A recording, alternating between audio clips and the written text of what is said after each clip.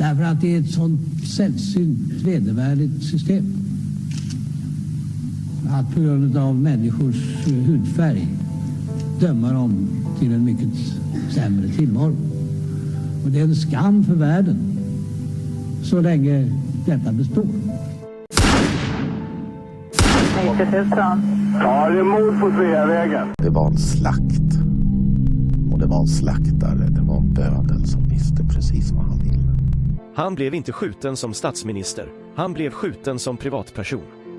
Polisen säger att mordet av allt att döma var mycket noga planlagt. Och alla personer med walkie-talkies på varsin sida om Sveavägen som man hörde liksom. Jag trodde att man i mordutredningar alltid gjorde bandade förhör med de väsentliga personerna som har funnits på platsen och som är viktiga. Makalöst ointresse. Och det är klart att man försöker liksom suggerera sig fram till att få ihop bilderna om man var säker på att det var dem, så vill man ju få det att överensstämma med sitt eget vittnesmål. När sanningen om det här kommer fram så kommer det svenska samhället att förändras i grunden. Sydafrika, vilket jag personligen tycker är ett ganska intressant uppslag med tanke på att det är en ganska konkret motivbild. Det pratas mycket om Sydafrika och det är flera personer som har tagit kontakt med oss och haft intressanta synpunkter på det här uppslaget. Fick Craig veta att Palme var nyckelpersonen i att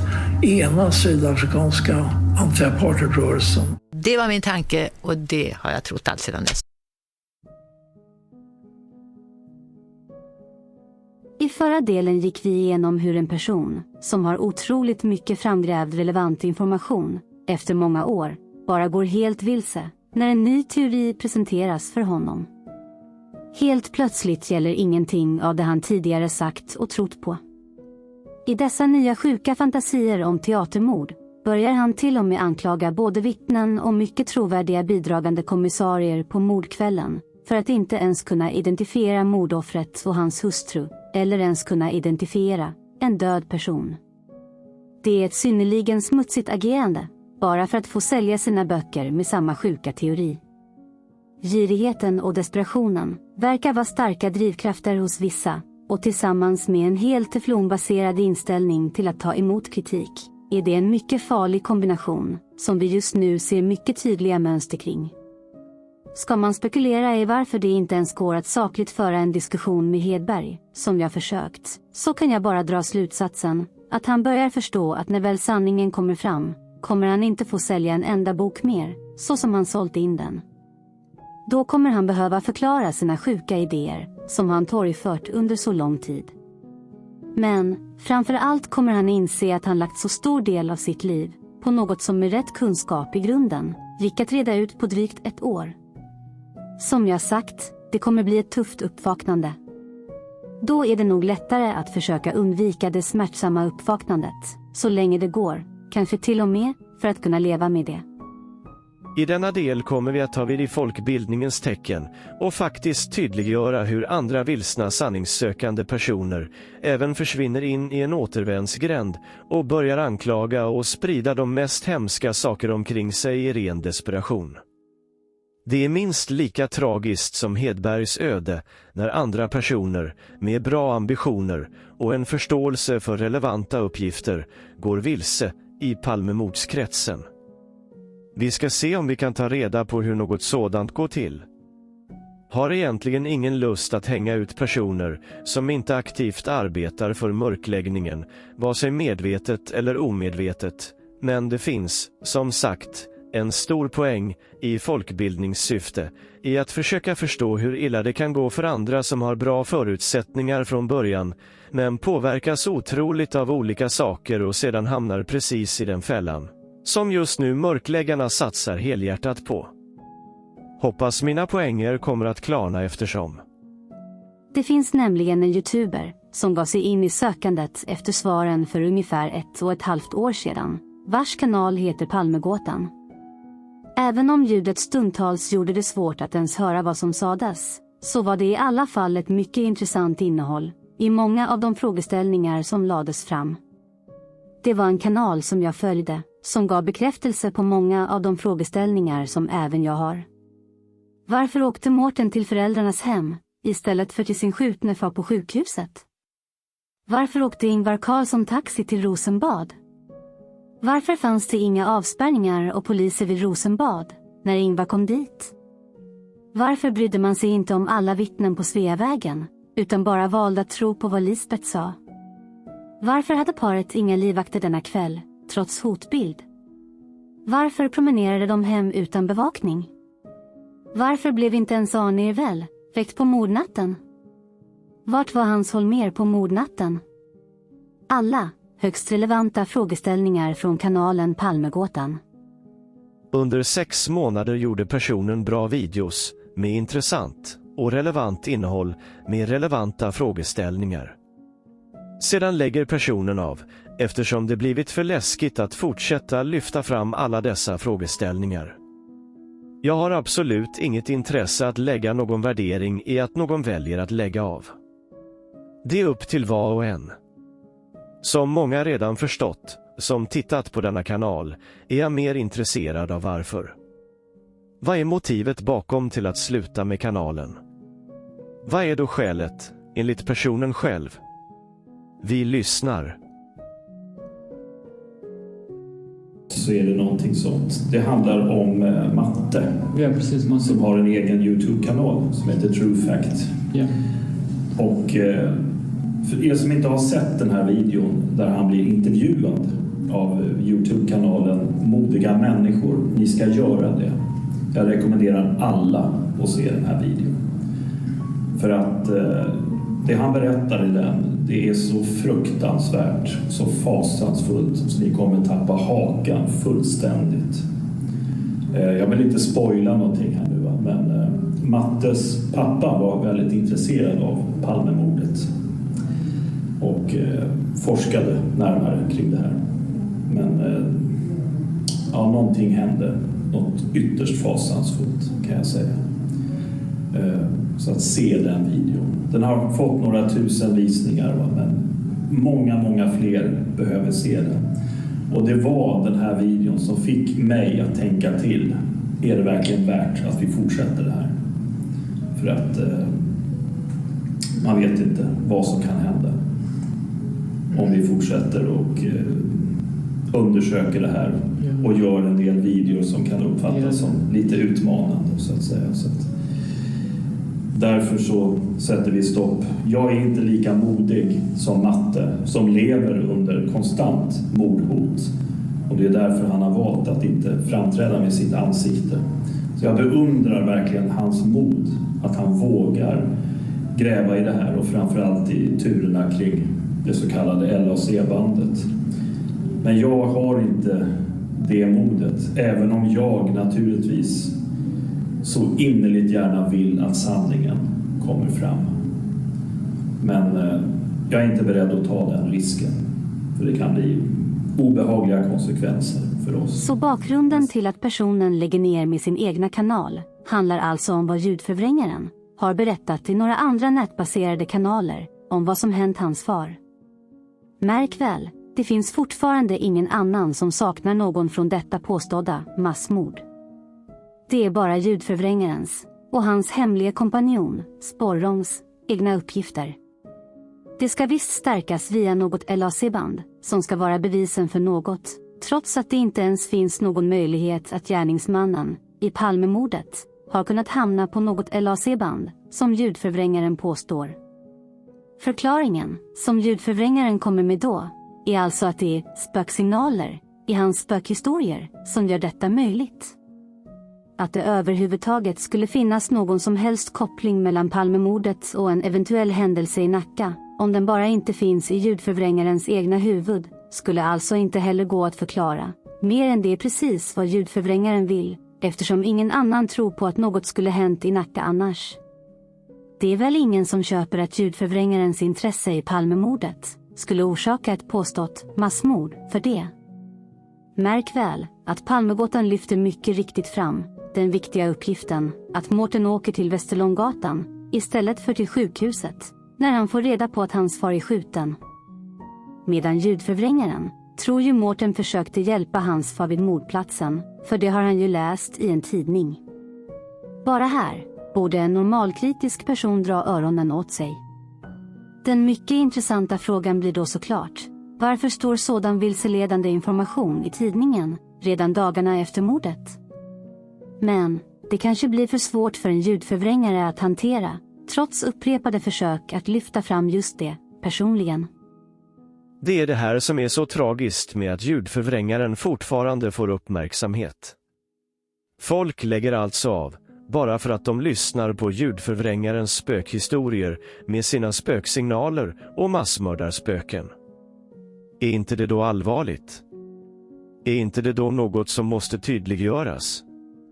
Vi behöver åtminstone fler sanningssökare än mörkläggare av olika sjukligt motiverade orsaker. Palmegåtan var ju en mycket bättre kanal än ljudförvrängaren någonsin har varit. Palmegåtan ställde i alla fall helt rätt frågor.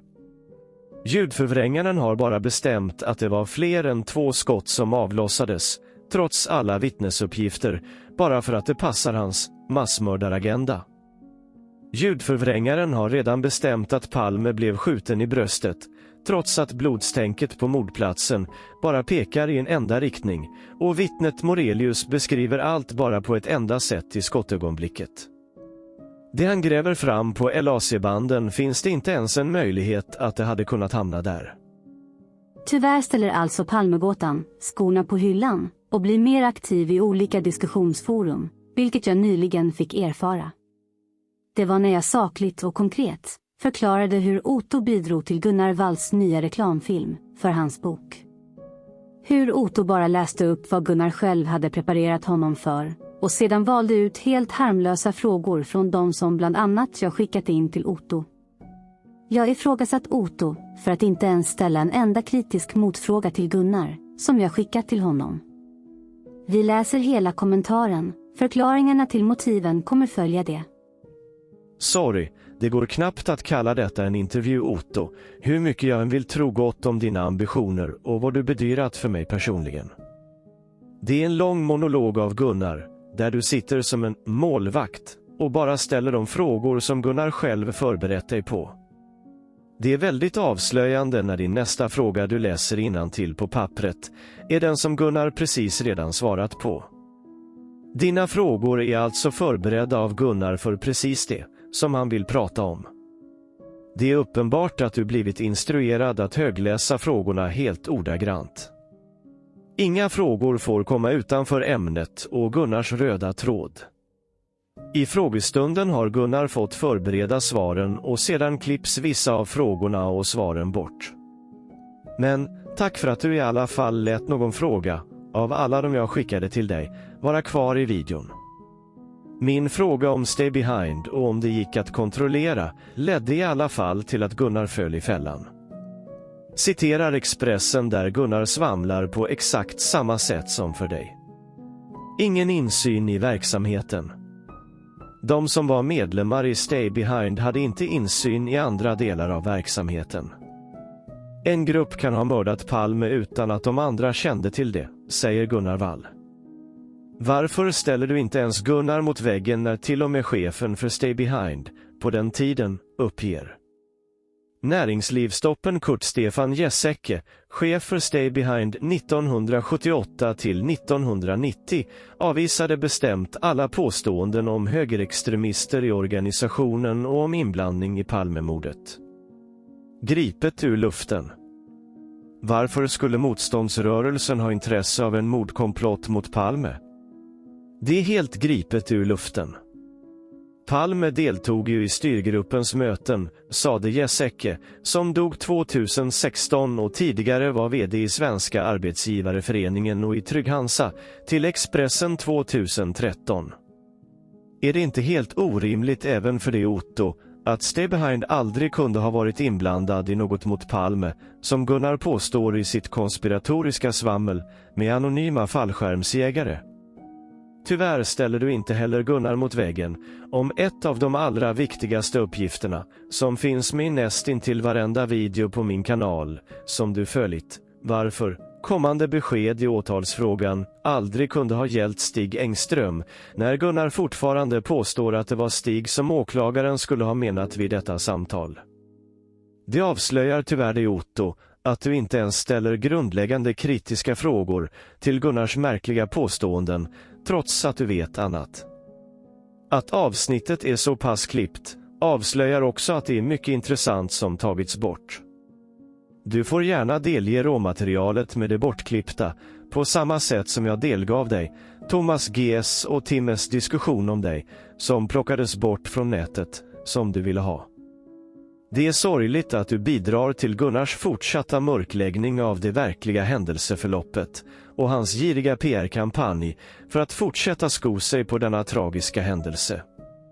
De skäl du har för detta, Otto, kommer du att få leva med framöver. Jag hoppas bara inte att det är av rent ekonomiska. Det är nämligen här som någon med profilnamnet Olof6369 kommenterar mitt inlägg med: varför denna överlägsna, nedlåtande ton? Din kanal har ju inte blivit någon Broadway-suck direkt. Kan du förstå varför? Självklart kan man reagera på framförandet, men finns det saklig kritik i det jag för fram? Nej, det handlar tyvärr bara om sättet jag för fram något på som är problemet. Är det verkligen så svårt att skilja på detaljerade, sakliga och refererade uppgifter och person? Vad tycker då egentligen Olof6369 om själva innehållet på min kanal? Det kan man väldigt kort läsa på hans egna sida. Postum Humanitas lägger fram mycket som är högintressant, även om det hela ger ett något torrt och opersonligt intryck. Vad jag framförallt har invändningar emot är att de ägnar en så stor tid åt att vara nedlåtande mot andra. Den överlägsna, arroganta tonen blir i längden väldigt tröttsam. Det är en enda lång tirad av tarvliga påhopp. Alla som inte är på deras linje är antingen mindre vetande eller mörkläggare. Även vänliga, uppmuntrande kommentarer resulterar ibland i ett raljant svar. Det är förståeligt att de inte har särskilt många följare. Vad säger nu detta? Uppgifterna som jag för fram är visst högintressanta, även om det är torrt och opersonligt. Visst är det mer personligt, som han själv, att sitta och berätta själv framför en kamera, men som jag förklarat tidigare har det inte varit möjligt för mig. Här har såklart Olof6369 rätt. Men sedan kommer det motiverade, som han har stora problem med, hur jag är mot andra. Det är min ton, mina tarvliga påhopp, mina raljanta svar, som summeras med att jag inte har så många följare. Precis som att min kanal inte blivit någon Broadway-succé. Bara för att vara tydlig här med detaljerna. Det finns alltså verkligen inga, sakliga invändningar som har med själva uppgifterna och detaljerna jag för fram att göra. Det är bara hur jag är, i min attityd, som stör Olof6369 enormt. Bekräftelsen från Olof6369 kommer även i uttalandet om antalet följare på min kanal. Det är alltså viktigare för Olof6369 att man har många följare än att det man för fram är sakligt och detaljrikt. Här avslöjar sig nämligen Olof6369 för hur han själv ser på YouTube och Palmemordet. Vi ska vara som den stora familjen, där alla kämpar lika hårt för att få fram sanningen. Vem ska då hänga ut andra? Alla andra kanske kan fundera på det här. Kan det vara så att jag har rätt? Och det är Olof6369 som inte förstår att det är viktigare att sanningen kommer fram än att vi är en stor familj. Är det här som Olof6369 har mycket stora problem att skilja på sak och person, på konkreta sakliga detaljer och hur de lyfts fram. Vi får se om allt klarnar eftersom. Det blir nämligen mycket tydligt i Olof6369 senare kommentarer hur han ser på det här. Det var i anslutning till en annan Hedberg-video som diskussionen fortsatte.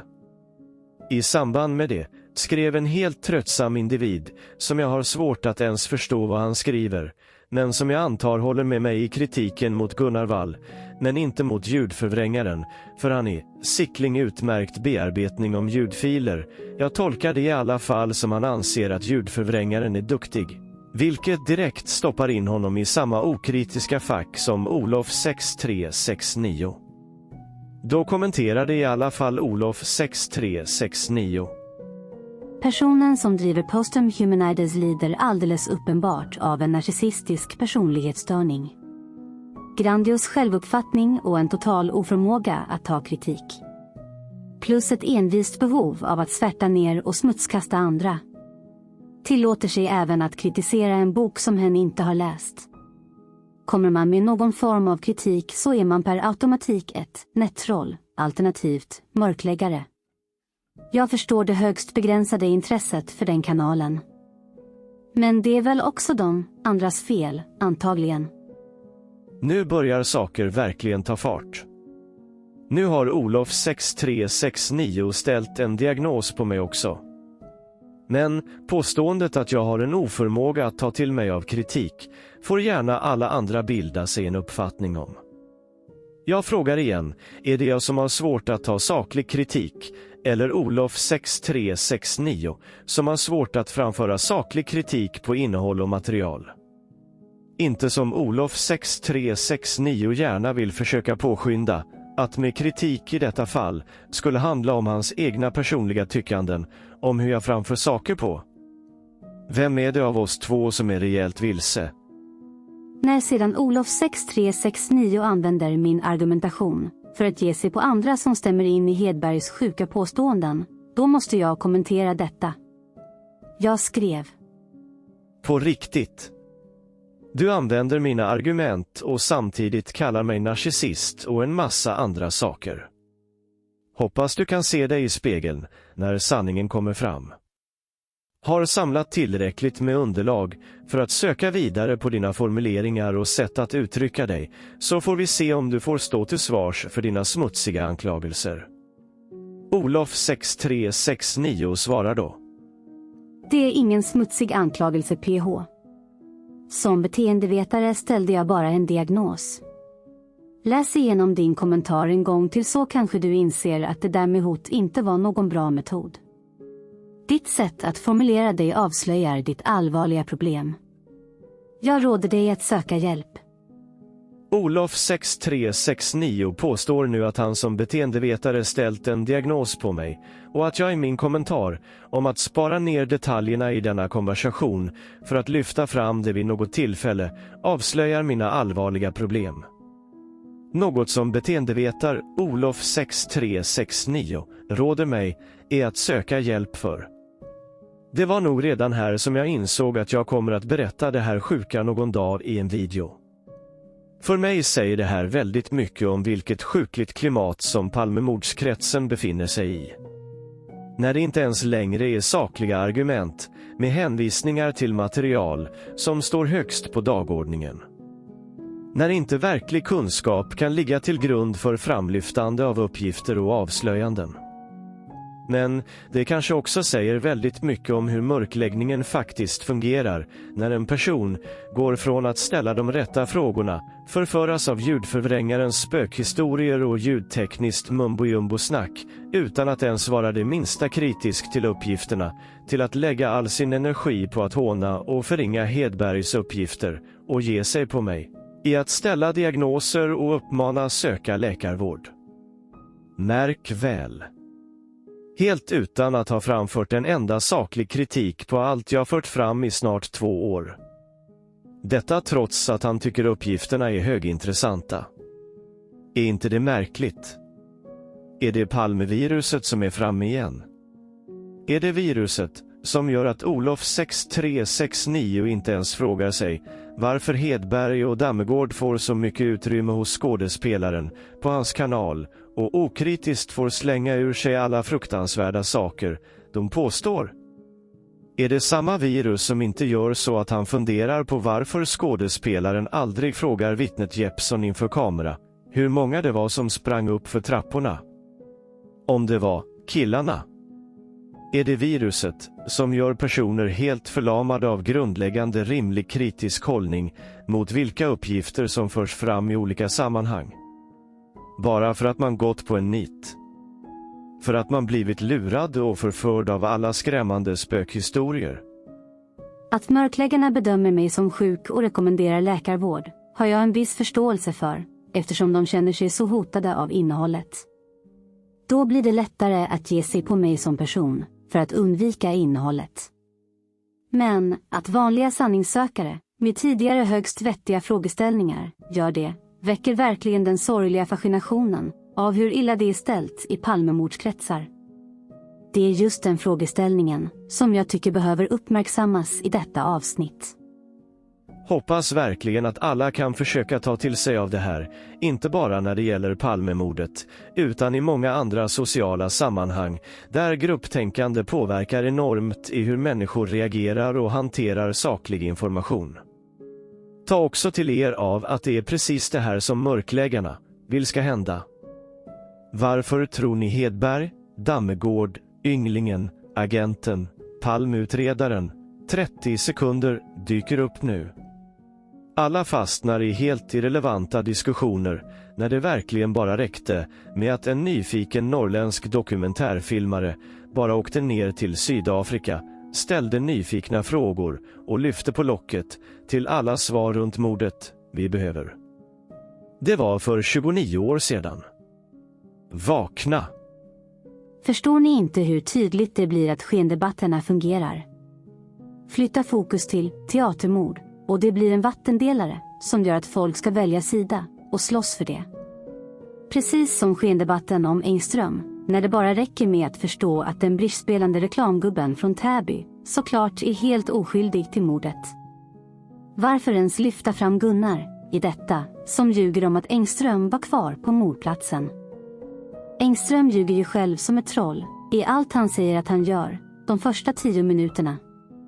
Inget annat trovärdigt vittne bekräftar Engströms uppgifter. Därför att då springer han runt kvarteren i stan för att fly från gärningsmannen, självklart leta och hitta en polis att skicka till brottsplatsen. Precis det som händer. Man måste bara förstå varför Engström ljuger. För att han inte ville åka dit som oskyldig syndabock för mordet när han blivit förväxlad med gärningsmannen. Problemet är då även att Gunnar fortsätter att förringa både vittnen Jeppssons och Nieminens detaljerade uppgifter. Det är precis det som jag lyft fram som sakliga argument. Jeppsson har pekat ut Engström i förhör som den som möjligen sprang upp för trapporna. Nieminen har pekat ut handledsväskan på Engström och varit nöjd med att Palmeskenutredningen äntligen tog hennes uppgifter på allvar. Det vittnet Yvonne dock inte inser är att hon aldrig sett någon gärningsman.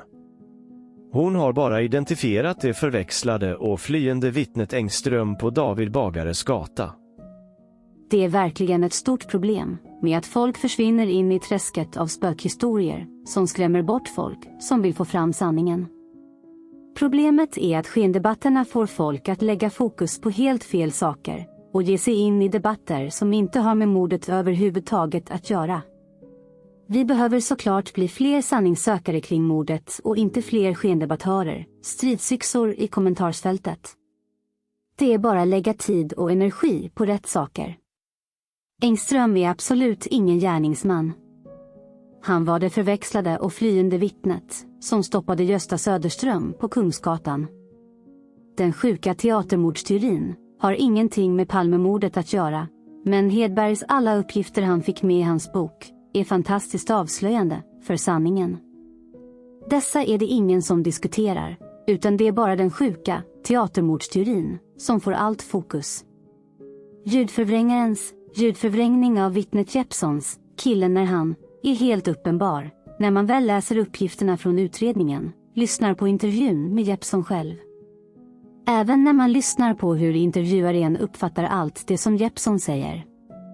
Det finns bara en enda person nämnd som springer upp för trapporna. Därför har ljudförvrängaren ljudförvrängt fram och sålt in killarna när det absolut inte stämmer med verkligheten. Detta gör han bara för att han ska få till flera gärningsmän som ska passa hans massmördarspökhistoria och någon mycket märklig koppling mellan Palmemordet som säljaren och ljudförvrängaren försöker sälja in. Det finns ingen koppling. Det spelar ingen roll hur mycket han visar färgglada bilder på sina spöksignaler och spökhörningar av vad som sägs med hans dyra programvaror.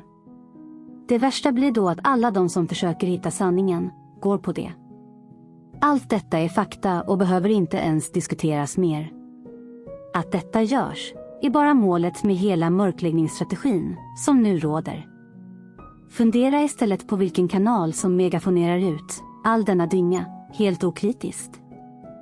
Men det är inte så svårt att förstå precis varför Olof 6369 blir så provocerad av min attityd. Allt blir tydligt i argumenten. När Olof 6369 själv använder uttrycket typ kommentera en bok han inte läst, som är Ottos kommentar till mig. Det är då man förstår att Olof 6369 bara ska försvara Otto och ljudförvrängaren.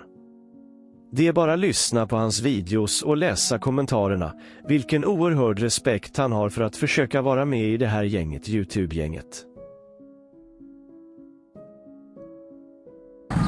Jag rekommenderar också Otto Ekevis YouTube-kanal och även signaturen Matte som gör djupdykningar i det så kallade LAC-bandet. Och han upptäcker anmärkningsvärda saker. Det är väl värt att titta på. Mycket intressant kan jag säga. Även Olof 6369 hade mycket stora förhoppningar på Ottos och ljudförvrängarens stora avslöjande i juni 2022. Säger såklart mycket om att han svalt allt med hull och hår. Ja, vad kommer att hända? Nu ska ju Otto Ekevi och hans kollega Matte gå ut med ett stort avslöjande den 10 juni. Jag är väldigt nyfiken på vad de har kommit fram till. Det verkar ju onekligen väldigt lovande. Vi får se vad det handlar om. Jag har ingen aning. Om det är det som jag tror att det kan vara, om det stämmer med de teorier som jag har, då tror jag att de kommer att stöta på väldigt stort motstånd. Då finns det nog en risk att man kommer att göra allt som står i deras makt för att tysta ner det och stoppa det på olika sätt. Men det här tror jag både Otto och Matte är väl medvetna om. Att man kommer att stöta på mycket starkt motstånd. Men förhoppningsvis så,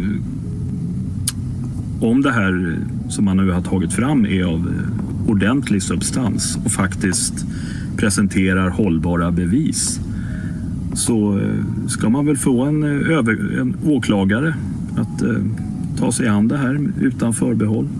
Sen får vi se vad som händer. Men jag tror inte att sista ordet är sagt ännu. Men i värsta fall så händer det ingenting. Media kommer inte uppmärksamma det, man försöker att tysta ner det på alla möjliga sätt. Eller i bästa fall så är det bara början på någonting som slutligen kommer att leda till det stora avslöjandet. Man kan bara hoppas. Jag hoppas. Så att jag har höga förväntningar på vad de ska presentera den 10 juni. För de har gjort ett helt fantastiskt arbete. Inte minst Matte med det här så kallade LAC-bandet. Det är ju helt otroliga saker han lyckas plocka fram. Och som verkar ha gått utredningen förbi under alla år. Så att vi får se. Men hoppet är väl det sista som överger en. Många kanske har glömt hur allt skulle presenteras. Hur allt såldes in så hårt. Vad var det som hände med det? Har ljudförvrängaren eller Otto kommit en centimeter närmare sanningen sedan dess? Olof 6369 lyfter såklart fram Gunnar Walls tidigare böcker i en video, vilket såklart bekräftar att han inte har en susning om på vilken sida Gunnar Wall står om mörkläggningsskiljelinjen. Allt detta motiverar såklart det som ligger till grund för vad han uttrycker mot mig, det förstår jag. Men att här helt tappa bort all form av kritisk hållning för att bara få vara med gänget som berättar spökhistorier och absolut inte kan vara en del av mörkläggningen, hoppas jag är den stora lärdomen att ta till sig efter detta avsnittet. Det är en mycket tydlig parallell till hur någon som Hedberg från början också ställer alla de rätta frågorna, men sedan försvinner bort för han hör en helt sjuk spökhistoria om dubbelspel. Allt detta blir så tydligt för någon som har en grundläggande kunskap att kunna tolka och värdera utsagor över tid på rätt sätt. Det var där alla dessa skulle ha börjat. Det är först när man kan försöka vara så objektiv som möjligt. När inte antalet visningar eller medlemmar på kanalen spelar någon roll. När inte swishtigande och andra betalfunktioner ska styra det innehåll man presenterar, som det verkligen kan möjliggöras.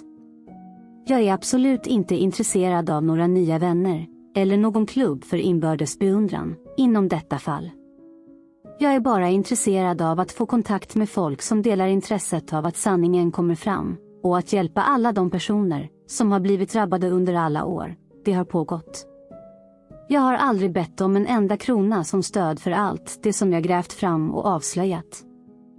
Jag har även varit otroligt tålmodig med att andra inte har samma kunskap som grund, och försökt vänta in tills alla nya uppgifter sjunker in ordentligt hos personer för att kunna sprida kunskap i folkbildningens namn. Jag hade även lätt kunnat skitit i att berätta allt för andra. Det hade varit tillfredsställande för mig själv, i vilket fall som helst. Då hade jag också sluppit bli diagnostiserad och hånad av andra. Några avslutande råd. Snälla, försök skilja på uppgifter och personer. Bara för att en person delgivit en bra uppgift behöver inte alla vara bra för det. Man måste värdera varje uppgift för sig och varje person för sig. Försök även skilja på sakligt innehåll med belägg och hänvisningar i förhållande till tyckande och troenden. Försök att ta till er av att när någon är så tydlig, rak och detaljerad och uppfattas som provocerande mot andra, så kan det vara för att hen har rätt. Och egentligen har otroligt mycket belägg för det. Speciellt innan man ställer fruktansvärt anklagande diagnoser på andra personer man inte känner överhuvudtaget. Eller på beteendevetarspråk. När du stimuleras av, i ditt tycke, provocerande och saklig kritik mot andra, välj då att respondera med att verkligen ta reda på fakta i innehållet innan konsekvensen blir att du slänger ur dig helt felaktiga diagnoser på människor du inte känner. Det borde en riktig beteendevetare känna till.